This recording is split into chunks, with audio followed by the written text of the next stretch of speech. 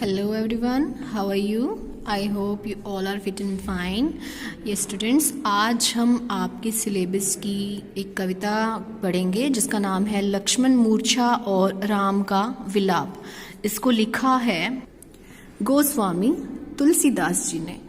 तुलसीदास जी की एक पहले कविता पढ़ी आपने जिसका फर्स्ट पार्ट था कवितावली उत्तरकांड से ली गई है, और जो कविता है लक्ष्मण मूर्छा और राम का विलाप ये लंका कांड से ली गई है। रामचरितमानस के लंका कांड से ये ली गई है। इसमें क्या बताया गया है, इसमें जब राम और रावण का युद्ध हो रहा था तो जो लक्ष्मण थे वो रावण के पुत्र मेघनाद से युद्ध कर रहे थे, और जो मेघनाद है उन्होंने उन पर लक्ष्मण पर शक्ति बाण का प्रयोग किया, और शक्ति बाण से जो लक्ष्मण थे वो मूर्छित हो गए।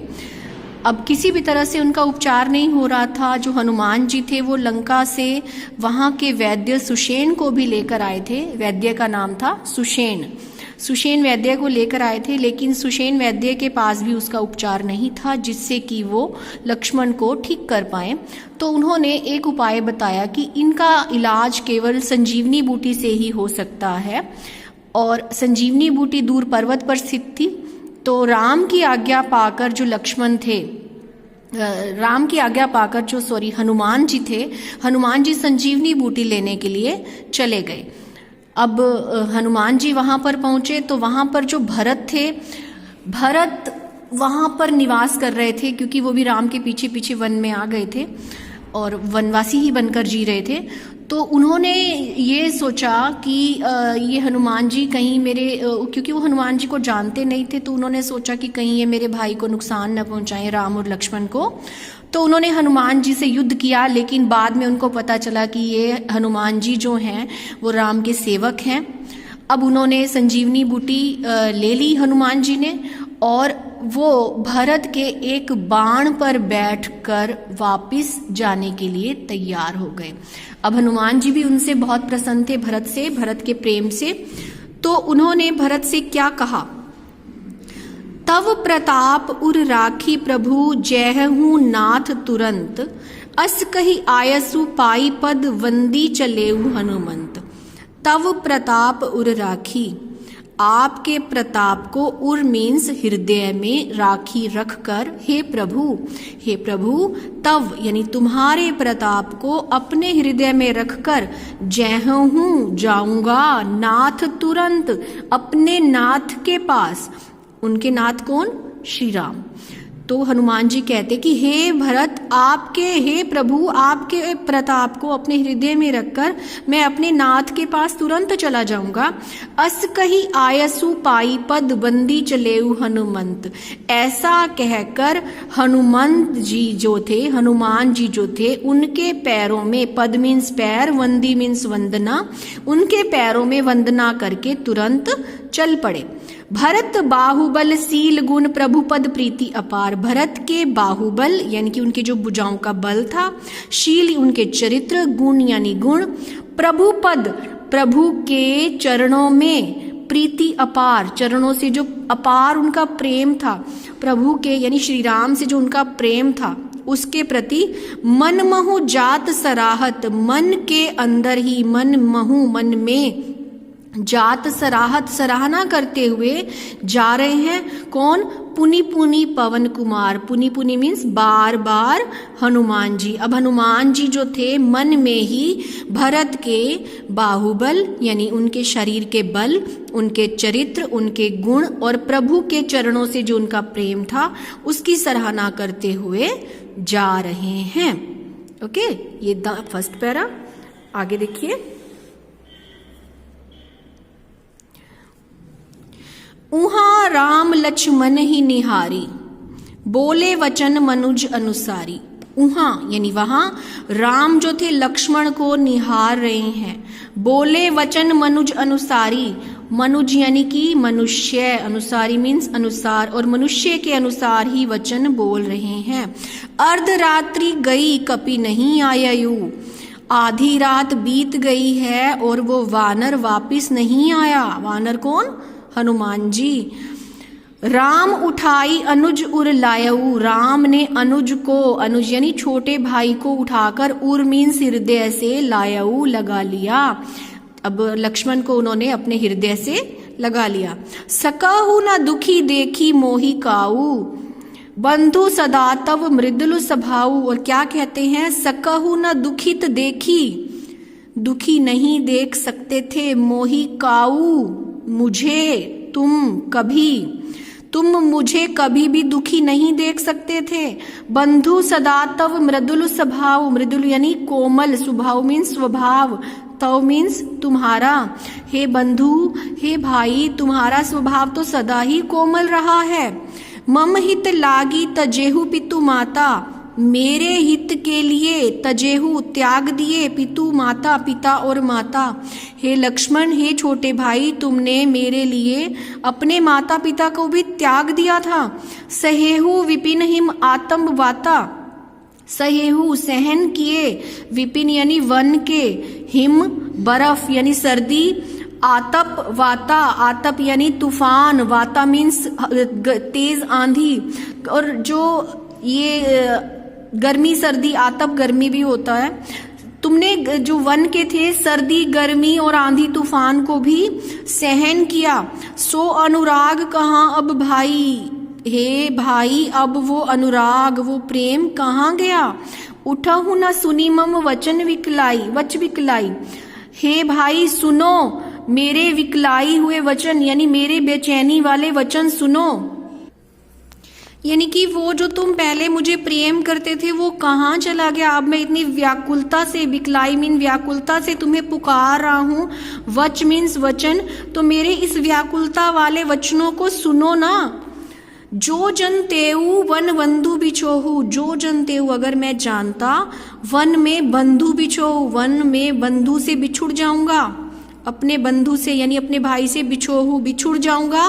पिता वचन मन तेहु नहीं ओहू, तो पिता के वचन को मान कर नहीं ओहू, यहाँ नहीं आता। यदि मैं जानता कि वन में मेरा बंधु मुझसे बिछुड़ जाएगा, मेरा प्यारा भाई मुझसे बिछुड़ जाएगा, तो मैं पिता के वचन मानकर कभी भी यहाँ वन में नहीं आता। अब वो बहुत दुखी हैं। राम जो हैं एक मानव की तरह व्यवहार कर रहे हैं, क्योंकि मानव रूप में उन्होंने जन्म लिया हुआ है। वास्तव में जो राम है वो ईश्वर हैं, विष्णु ने राम का अवतार लिया हुआ है मानव के रूप में, तो वो मानव के अनुसार ही कार्य कर रहे हैं। आगे क्या कहते हैं, सुतवित नारी भवन परिवारा, होही जाही जग बारही बारा। अब इस स्टैंजा में उन्होंने भाई को सबसे ऊपर माना है, नारी से, परिवार से, भवन से, घर से, महल से, सबसे ऊपर उन्होंने भाई को माना है। क्या कहते हैं, सुत यानी पुत्र, वित्त यानी धन दौलत, नारी यानी पत्नी, भवन महल या घर, परिवारा परिवार, हो ही जाही जग बारही बारा, इस संसार में बार बार प्राप्त कर सकते हैं, बारही बारा बार बार। जो पुत्र है, धन, स्त्री, मकान और परिवार को संसार में बार बार प्राप्त कर सकते हैं। अस बिचारी जिहे जागहु ताता, मिलई न जगत सहोदर भाता। लेकिन संसार में जो सहोदर भ्राता है, सगा भाई है, वो दोबारा नहीं मिलता। अस विचारी ऐसा विचार करके, जिए जगाहु ताता, हे भाई तुम जाग जाओ, ऐसा विचार करके तुम जाग जाओ कि संसार में इस सगा भाई को हम प्राप्त नहीं कर सकते दोबारा। जथा पंख बिनु खग अति दीना, मणि बिनु फनी करीबर करहीना। जथा जिस प्रकार, पंख बिनु पंख के बिना, खग यानी पक्षी, अति दीना अति दीन अवस्था में हो जाता है, बड़ी दीनहीन अवस्था में हो जाता है। मणि बिनु फनी, फनी यानी सांप, मणि के बिना जैसे सांप, करीबर यानी सूंड, करीबर यानी हाथी, कर मीन्स सूंड, हीना जैसे हाथी सूंड के बिना हो जाता है। असमम जीवन बंधु बिन तो ही, ऐसा ही मेरा जीवन है हे बंधु तुम्हारे बिना। तो ऐसा ही हे बंधु तुम्हारे बिना मेरा जीवन हो गया है। जो जड़ दैव जियावे मोही, अब मैं जड़ अवस्था में हूं, यानी मेरे अंदर जान नहीं है, मैं निर्जीव हूं। तो भाग्य मुझे पता नहीं कब तक जीवित रखेगा। दैव मीन्स भाग्य, जियावे मोही जीवित रखेगा मुझे। यानी जिस प्रकार पक्षियों की हालत हो जाती है पंखों के बिना, सांप मणि के बिना और हाथी सूंड के बिना जैसे निर्जीव जैसा हो जाता है, उसी प्रकार मेरा जीवन भी हे भाई तुम्हारे बिना हो गया है। मैं अब जड़ अवस्था में हूं, यानी निर्जीव जैसा हूं। तो अब ये भाग्य मुझे पता नहीं कब तक जीवित रखेगा। अब भाग्य मुझे इसी अवस्था में अगर जीवित रखना चाहता है तो रखे। जय हूं अवध कवन मुंह लाई, नारी हेतु प्रिय भाई गंवाई। अब अवध में, अयोध्या में मैं कवन किस प्रकार मुंह लेकर जाऊंगा। नारी हेतु प्रिय भाई गंवाई, लोग क्या कहेंगे कि नारी के लिए प्रिय भाई को गंवा दिया। बरु अपजस सहते हु जगमाई, नारी हानि विशेष क्षति नाही। यानी इस संसार में बहुत से क्षति को सहन किया जा सकता है। अपयश को सहन किया जा सकता है, लेकिन नारी की हानि कोई विशेष क्षति नहीं है। लेकिन जो मैंने अपने भाई को गंवा दिया वो हानि बहुत बड़ी है। अब मैं अयोध्या में क्या मुंह लेकर जाऊंगा। लोग क्या कहेंगे कि अपनी पत्नी के लिए प्रिय भाई को गंवा दिया। बरु अपजस सहते हूँ जगमाई, बहुत से अपयश सहन करता हुआ मुझे जीवित रहना पड़ेगा, क्योंकि नारी की हानि विशेष हानि नहीं है। यानी ऐसे अपयश तो सहन किए जा सकते थे, लेकिन भाई की हानि बहुत बड़ी हानि है। अब अपलोक सो कुत्सुत तोरा, सही ही निठुर कठोर उर मोरा। अब अपलोक, अपलोक मीन्स इस लोक में, सोकु यानी शोक, सुत यानी हे पुत्र, तोरा मीन्स तुम्हारा, हे पुत्र।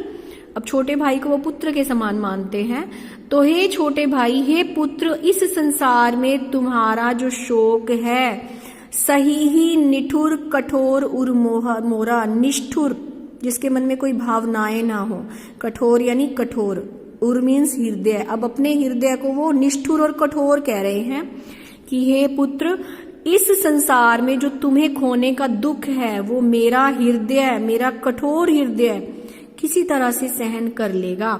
निज जननी के एक कुमारा, तुम अपनी माता के एक पुत्र हो। तात तास तुम प्राण आधारा है, तात तुम उसके प्राणों के आधार हो। फिर से देखिए कि इस संसार में मैं तुम्हारा, हे पुत्र, तुम्हारा शोक मैं तो किसी तरह, मेरा तो कठोर हृदय किसी तरह सहन कर लेगा, लेकिन जो तुम्हारी माता है वो कैसे सहन करेगी कि उसके तो तुम एक ही पुत्र थे, उसके प्राणों के आधार थे। सोपेसी मोही तुम ही गही पानी, तुम्हारा हाथ, पानी मीन्स हाथ, तुम्हारा हाथ उसने सोपेसी मोहू मेरे हाथ में दिया था। सब विधि सुखद परम हित जानी, और उसने यह जानकर दिया था कि तुम्हें मैं हर प्रकार से हित करूंगा, तुम्हारे सभी प्रकार से सुखों का ध्यान रखूंगा।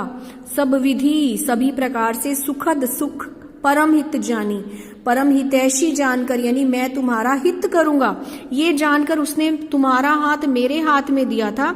उत्तरु काहू काह देहू ते ही जाई, उत्तरु मीन्स उत्तर, काह मीन्स क्या, देहू दूंगा, ते ही जाई उसको जाकर, तो उसको जाकर मैं क्या उत्तर दूंगा। उठ किन मोही सिखावहु भाई, उठो हे भाई मुझे कुछ सिखाओ कि मैं उसको जाकर क्या उत्तर दूंगा।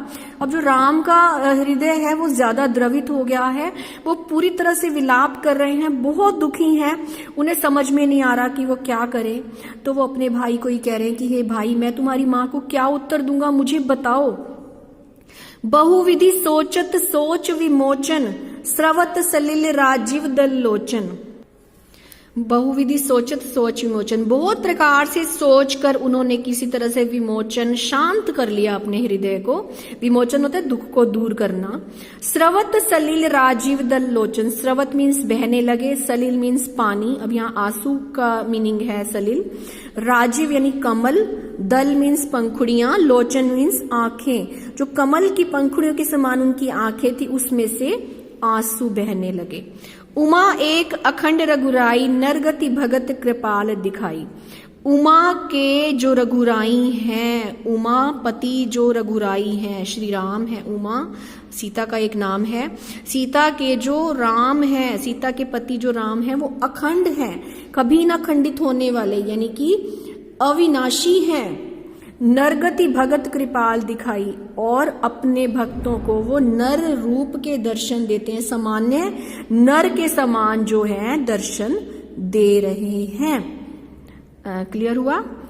तो आज के लिए हम इतना ही पढ़ेंगे, आगे का पाठ हम नेक्स्ट वीडियो में पढ़ेंगे। Okay, thanks for watching, have a good day.